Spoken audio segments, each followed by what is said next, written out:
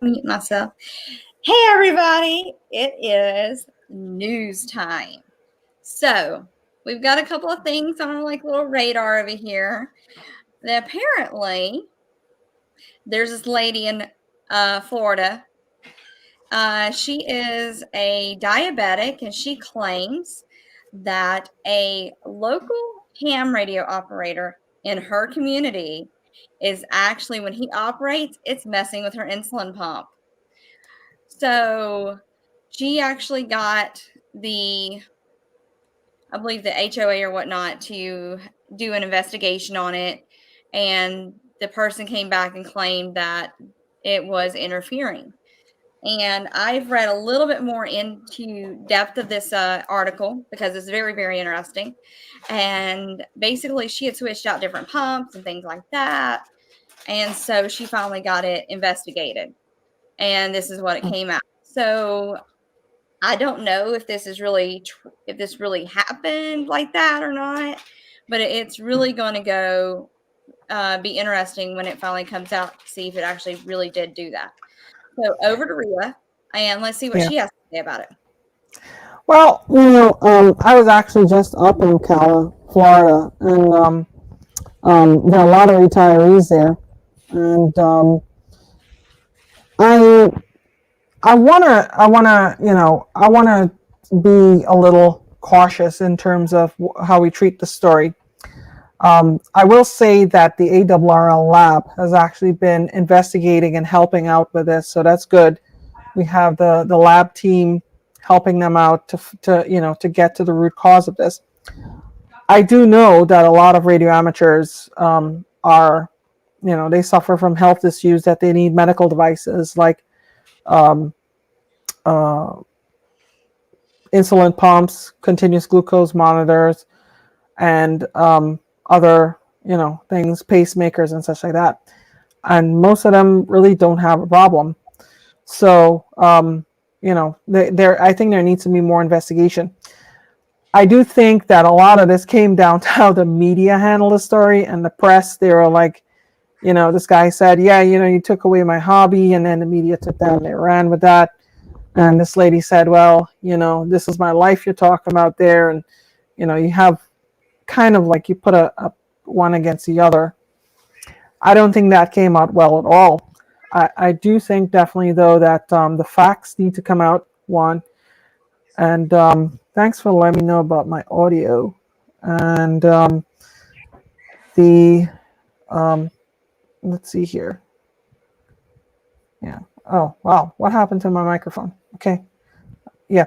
So I'm saying that I think definitely we need to have the lab do some investigation. They claim that they hired some experts, and there are people all the time who make claims about radio frequency, energy, and waves and such like that. I will say this: I do have a very important video on my channel where we talk about RF safety, and there are some FCC guidelines that you need to follow. So if you haven't done that RF safety evaluation, I think it's good to do it, just so that you have yourself covered, that you're making sure that your station is legal and that everything is well documented as to how legal you are. All right, so that's a good recap. What's the next story?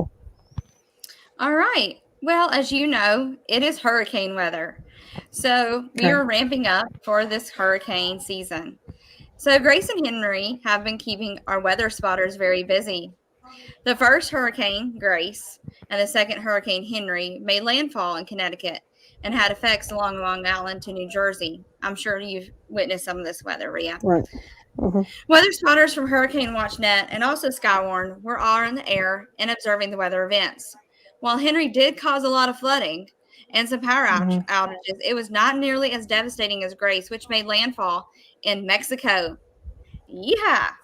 And had sustained winds of 125 miles per hour. Yeah. Caused several fatalities, unfortunately.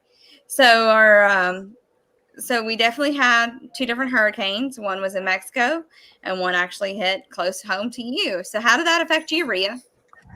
Well, there are two things with every hurricane, right? The one of them is the winds, and I think a lot of people focus on the winds. I don't know if I mentioned this last time, but usually people they like to focus on the Jim Cantor, effect, right? Because if Jim Cantor comes to your town, you're screwed. Okay. Yes. Matter of fact, when we had the tornado outbreaks here, or anytime we have suspected tornado outbreaks here, people float around a picture of Jim's vehicle somewhere in Alabama, Oh boy. supposedly, and he's here, and everybody's like, if he's here, it's gonna be crazy. And then it turns out he didn't even come. Yeah. But we had a lot of flooding in New Jersey, and flooding, believe it or not, causes power outages because trees they get waterlogged at the roots, and then they pop over and they fall on power lines. Huh? That's what happened on my mailbox when it rained all that time. My mailbox just went. Yeah. And but the weather spotters are important. So I actually got certified with Skywarn here with the local National Weather Service office in Mount Holly. And, it's always good to be trained weather spotter and be able to report weather conditions. When we were up at having headquarters reopening at ARRL headquarters in Newington, one of the things we told the local member of Congress there, because he was there, was that amateur radio, that a lot of the reports that come in to the National Weather Service for Skywarn, for weather observations, tornadoes and such, come from amateur radio. So Mahima has a good point here. We use solar power. So we have some of these little solar generators that we use. We have solar panels and batteries too. So that's good. All right, and our last story, I believe pertains to... It actually pertains to you, Rhea. It pertains to your home of Trinidad and Tobago and their independence coming up, and it's the 59th anniversary. So since that is your native country, they're going to actually do a special event where they're going to have a special call sign of 9Y59IND.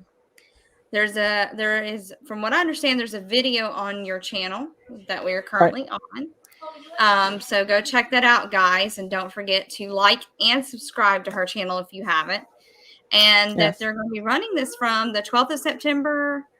Well, they're running from the 22nd of August to the 12th of September. So yeah. So that's going to be very interesting, Net, I'm sure. And I'm sure you have a lot of friends and family still in Trinidad, right? I have family. I have a good bit of friends. Not sure really about. Let's see here. I don't have that close, close family in Trinidad still. I do have a lot of friends. I do have some family, and a lot of the amateur radio community that I grew up with are still there. So that's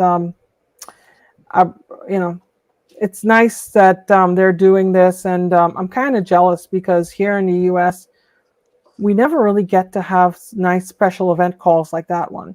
The last one we had was W100AW for 100 years of ARRL, and that one basically took an act of Congress. So it was kind of something. So anyway, all right. Well, thank you for the news. And if you guys have any comments about the news, be sure to place them in the chat or in the comments.